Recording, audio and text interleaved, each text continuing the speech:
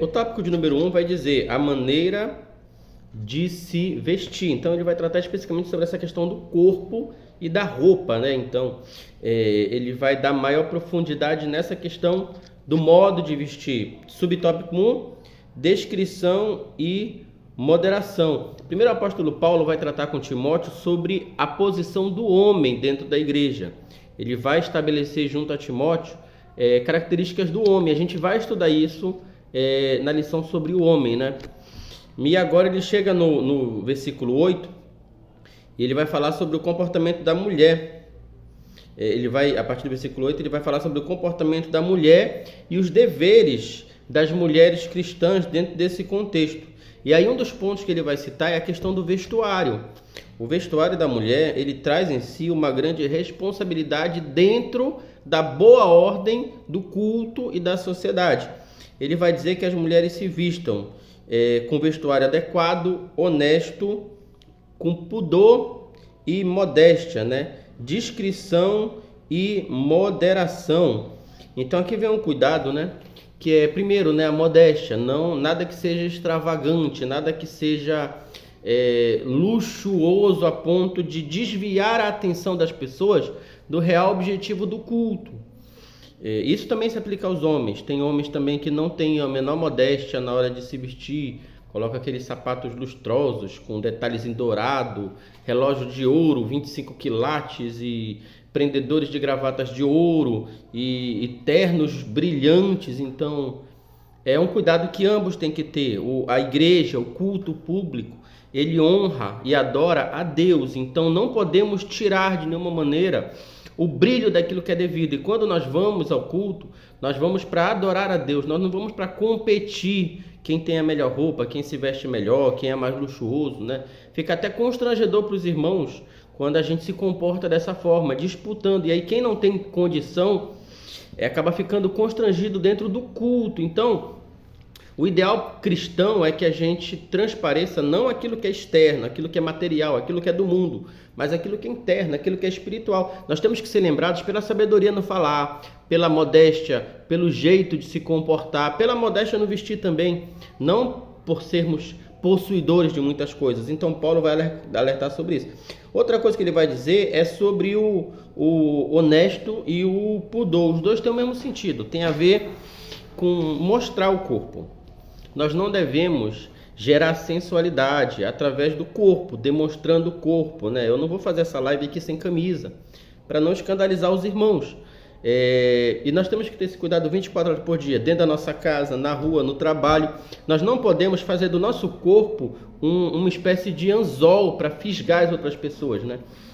Muitos de nós são casados, já têm um companheiro, uma companheira. Então, se nós já temos um relacionamento sólido em Cristo, uma família cristã abençoada, por que nós quereríamos gerar desejo sexual em pessoas fora do nosso relacionamento, né? Isso eu estou falando para os adultos. Para os jovens, muitos jovens já têm namorado, já têm namorada.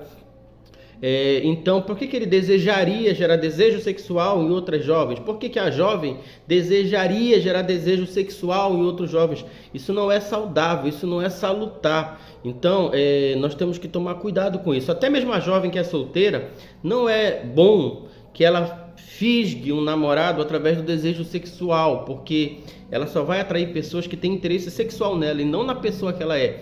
Então, quando a pessoa ela demonstra um caráter, quando ela demonstra um comportamento, quando ela demonstra uma ética, isso agrega muito mais em quem se agrega a ela do que a pessoa que fisga as outras pessoas só por um desejo sexual. Então, nós temos que ter pudor a fim de afastar os chamados desejos sexuais impuros. Então é pecado ter essa lascívia, esse desejo sexual desenfreado. E também é pecado fomentar nas pessoas esse desejo. É um pecado compartilhado, tanto de quem recebe quanto de quem envia, né? Aí ele vai falar sobre a situação de Éfeso. Éfeso era uma cidade de origem grega, de cultura grega. Então Paulo ele vai falar sobre a exposição do corpo para fazer uma diferenciação entre os cristãos convertidos, né? E os efésios ímpios. Então, não faz sentido para Paulo, e também para nós também não faz, que os cristãos, eles não sejam indistinguíveis, que a gente olhe para um cristão, que a gente olhe para o ímpio e a gente não consiga diferenciar um cristão do ímpio. O cristão tem que brilhar e tem que transparecer a figura de Cristo. O ímpio brilha e transfere a figura daquele que ele serve. Agora, quando nós servimos a Deus, mas a nossa aparência, o nosso corpo, as nossas vestes, elas dão a sensação de que nós somos ímpios, então parece que nós não servimos a Deus, parece que nós servimos ao Senhor que os ímpios servem. Então Paulo faz essa distinção, e esse comportamento pagão dos Efésios, ele era tão danoso que ele chegava a ter cultos de cunho sexual, pessoas que realizavam relações sexuais cultuais. Isso é uma coisa que Paulo vai combater. Então nós não podemos ser iguais ao mundo, né? Não vos conformeis. O que é conformar? É tomar a mesma forma. O mundo tem esse formato, então quem toma a mesma forma fica igual. Então o ímpio e o crente não podem ser iguais. O ímpio e o crente têm que ser diferentes. E aí isso se demonstra também a partir da roupa, porque a roupa ela gera essa lascívia, esse desejo. Nós não podemos ser objetos de gerar desejo, objetos de fomentar desejo. Então, se nós estamos gerando desejo, fomentando desejo, sim, nós estamos pecando. Ponto 3 vai falar sobre a proteção do corpo, né? Que o corpo, ele é templo do Espírito Santo. Então, as mulheres cristãs e os homens cristãos também, eles têm que ter um comportamento, né? Que vá se destacar diante do comportamento mudando, ou seja, vai ser completamente diferente, né? O corpo da mulher, ele não pode gerar desejo. E por que eu falo na mulher? Porque tende mais ao homem, aí é um pecado do homem, né? Sentir esse desejo desenfreado pelo corpo da mulher.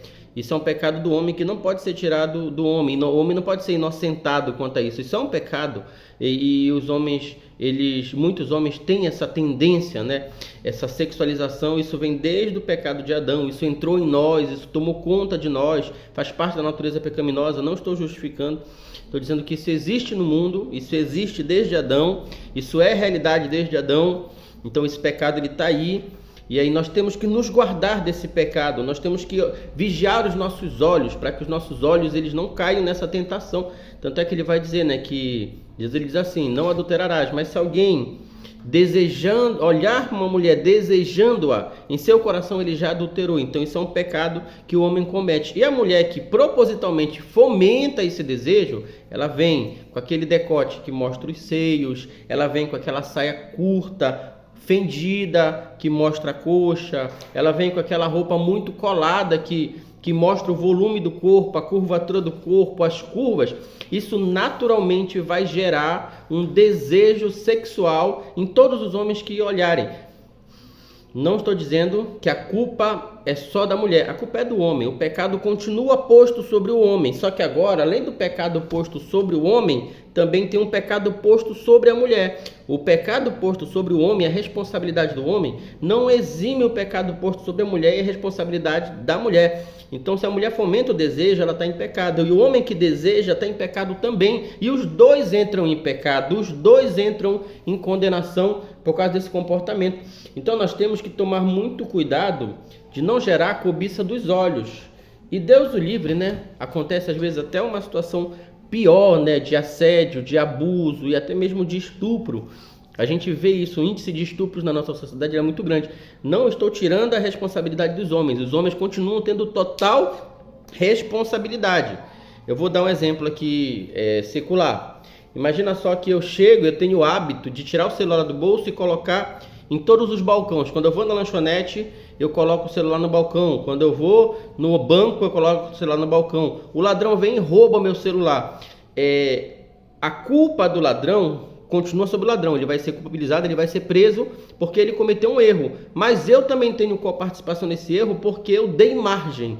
E a Bíblia diz para nós fugirmos da aparência do mal. Tanto o homem de praticar o mal, quanto a mulher nesse sentido, né, de fomentar que o homem também pratique o mal. Então os dois acabam sendo, infelizmente, né, coparticipantes dessa questão. Existem casos de homens que pecam sem a devida, sem nenhum tipo de anuência da mulher. Nesse, a culpa está só sobre ele, porque ele, mesmo ela não tendo nenhum tipo de manifestação sexualizada, ele pecou. Então o pecado está só sobre ele. Agora, se ela fomenta o desejo e ele cede esse desejo, o pecado está sobre os dois. E isso vem desde o Éden, desde Adão.